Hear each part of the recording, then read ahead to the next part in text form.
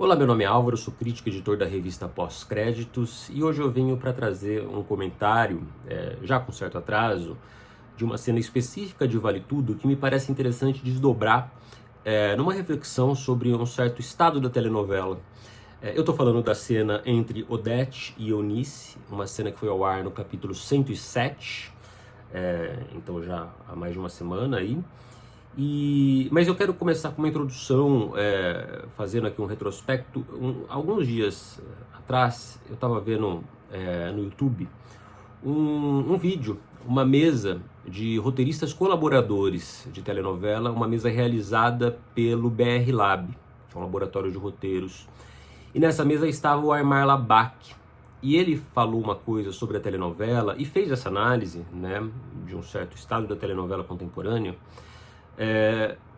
Que na telenovela, uma das fontes de prazer e de atenção do espectador demanda que o conflito se desdobre e que o espectador possa acompanhar esse desdobramento, esse desenrolar minuciosamente, não só nas reações principais daquele conflito, mas nas reações paralelas, né, dos personagens que orbitam essa trama. Então, nas palavras dele, e eu concordo com isso, me parece importante que a telenovela reverbere. E reverbere no sentido, inclusive, da própria forma da telenovela, da reiteração. A telenovela é reiterativa justamente para que os espectadores que já acompanham relembrem a trama, né, e que se porventura percam um capítulo ou outro, né, eles estejam em dia, mas também para trazer novos espectadores, né, e o espectador que embarca naquela obra no capítulo 30, 40, consiga entender minimamente aquela novela. Então, faz parte da reiteração da telenovela essa reverberação que me parece estava muito bem colocada na Vale Tudo original, 88. Todos os conflitos tinham um determinado tempo, aconteciam, e aí, a partir desses acontecimentos, os personagens comentavam, né, reverberavam aquilo, alguns de forma mais pragmática, porque estavam ali no olho do furacão, envolvidos no conflito, outros de forma mais temática. Então eu sempre já citei esse momento, quando Ivan e Heleninha se casam, né? Os personagens, sobretudo os da TCA, ficavam assim: mas será que ele casou por amor ou será que casou por interesse? Será que Ivan é um alpinista social? O que a telenovela criava ali, o que Gilberto Braga, Leonor Basserres e Agnaldo Silva fizeram ali, era criar uma fofoca interna, né? E claro, reiterar o conflito, né? Ressituá-lo na cabeça do espectador. Mas essa fofoca interna me parece muito importante para, de alguma forma, transbordar para a fofoca externa, aquilo que o Daniel Filho chamava de grande fofoca. A defesa do Daniel Filho à telenovela é que ela precisava ser uma grande fofoca nacional, né, colocando pautas de discussões para o Brasil inteiro. Tá? Então, a Vale Tudo original me parecia fazer isso muito bem. A novela é um grande sucesso e isso me parecia começar internamente. Tá? Nessa reverberação reiterativa dos conflitos. Tá?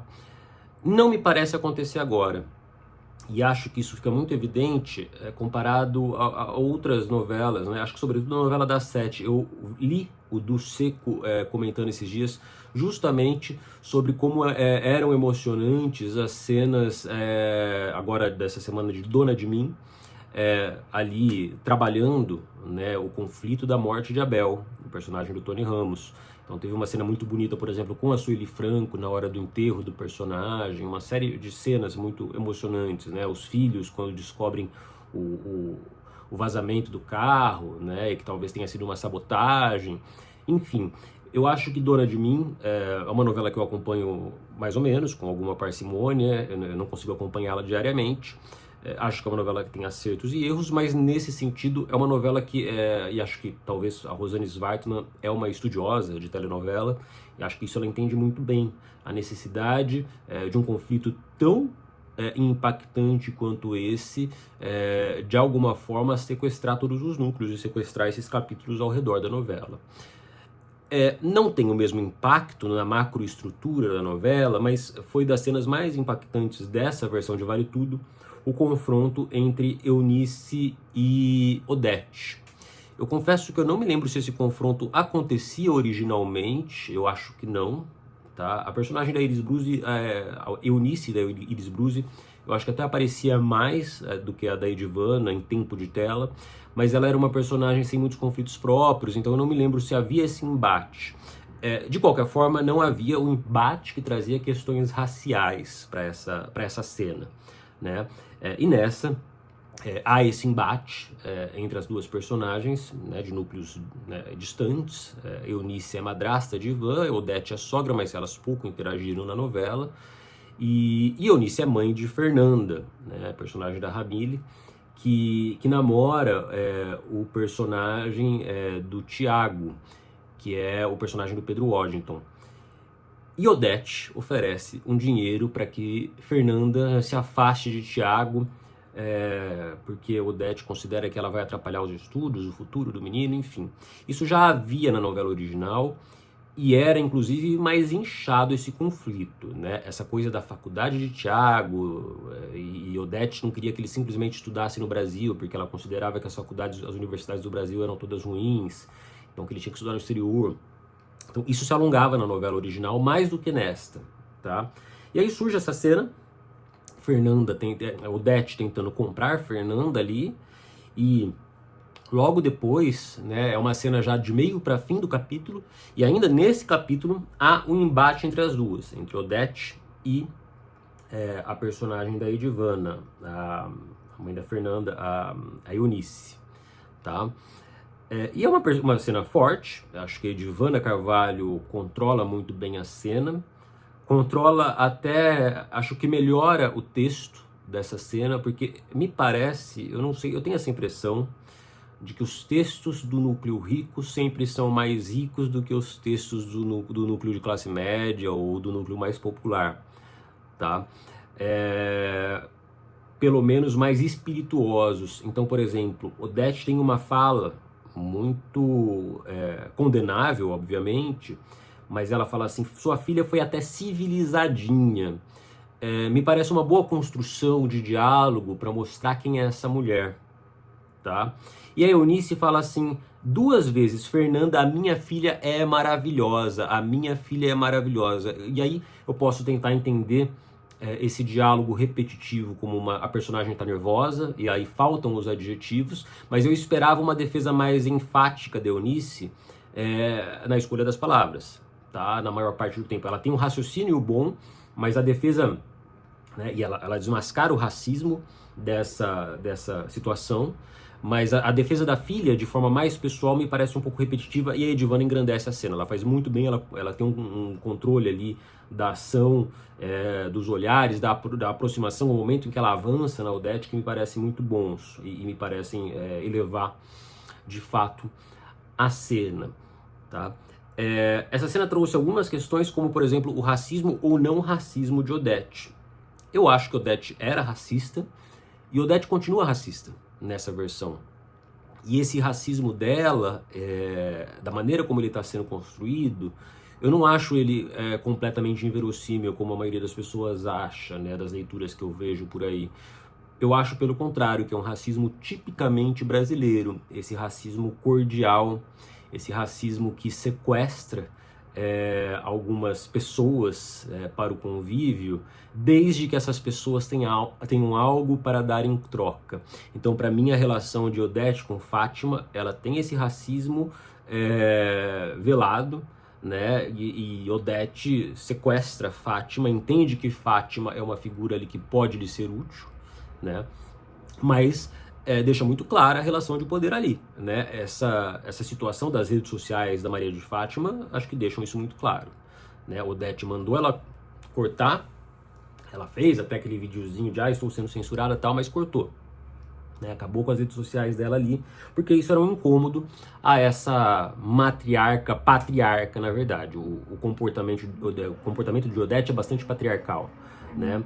A mesma coisa, aliás, Odete é uma mulher cercada por mulheres negras que de alguma forma ela coloca num lugar de subserviência, né? Então isso está com Maria de Fátima, isso acontece de maneira mais institucional, mas acontece com a Consuelo, né, que é uma funcionária da empresa, e Odete admira Consuelo, talvez seja a única mulher negra por quem ela tem uma genuína admiração, né, pela construção cultural que Consuelo tem, né, e, enfim, Consuelo fala francês, enfim, coisas que Odete valoriza, né, e de uma certa cultura eurocêntrica, inclusive, né, e a personagem da Nise, que acabou de falecer, que é essa mulher negra colocada para cuidar do filho com deficiência, né? Então, há essa estrutura de mulheres negras que Odete trata melhor ou pior, né? Coloca negociações diferentes, né? Ou pelo dinheiro, ou por uma pseudo-intimidade, né? Mas acho que isso não diminui o racismo de Odete. Como eu disse, me parece um racismo bem brasileiro, de você ali... É o velho racismo da fala, não sou racista, tenho até amigos que... Né? Enfim, não preciso nem completar.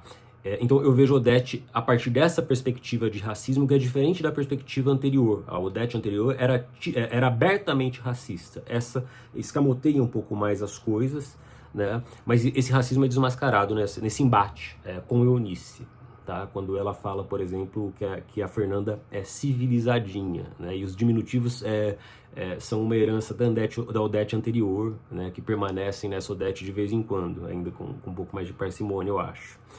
Mas a minha questão com essa cena, a cena foi ótima, tá? Acho que a Edivana faz muito pela cena, a Débora Bloch tá muito bem na cena. O texto, como eu disse, acho que tem questões, mas no micro, né, na lapidação, mas no macro me parece um bom texto. O problema é que essa cena não reverberou, né? Essa cena praticamente não foi adiante em comentários, ninguém quase falou dessa cena. E poxa, Eunice é esposa de Bartolomeu, que é pai de Ivan, ela é madrasta de Ivan, que é genro de Odete. Né? Isso poderia, de alguma forma, inconformar Ivan, né? E eu, pelo menos, não vi essa cena. Tá? Até ali, isso poderia ter aberto uma separação mínima que fosse entre o casal, né? Porque a personagem fala para o Tiago, não chegue mais perto da minha filha. Né? E no capítulo seguinte, Tiago tá lá pedindo desculpas, e assim, e Fernanda aceita essas desculpas sem titubear também, né? Apesar da humilhação sofrida.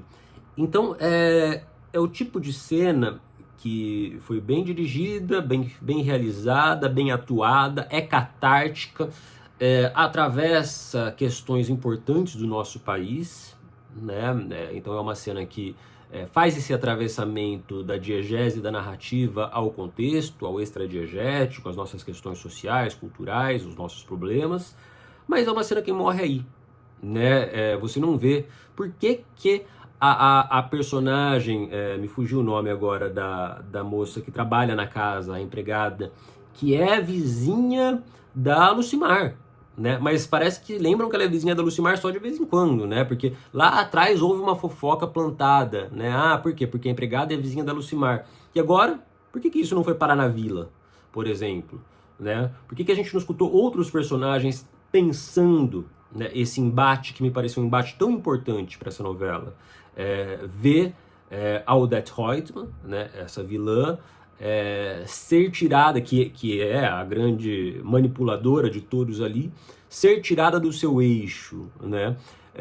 Então sinto falta, e acho que isso faz falta nessa Vale Tudo no geral, essa reverberação, esse comentário, e essa deflagração de outros conflitos, né? Porque até aqui parece que o conflito morreu, né? Talvez vá haver algum estranhamento aí, num encontro entre famílias futuro, mas, né, o conflito ficou por isso mesmo, tá? E que não me parece estar só em Vale Tudo, não. Eu acho que a novela anterior, Mania de Você, sofria exatamente da mesma coisa, tá? Uma falta de reverberação,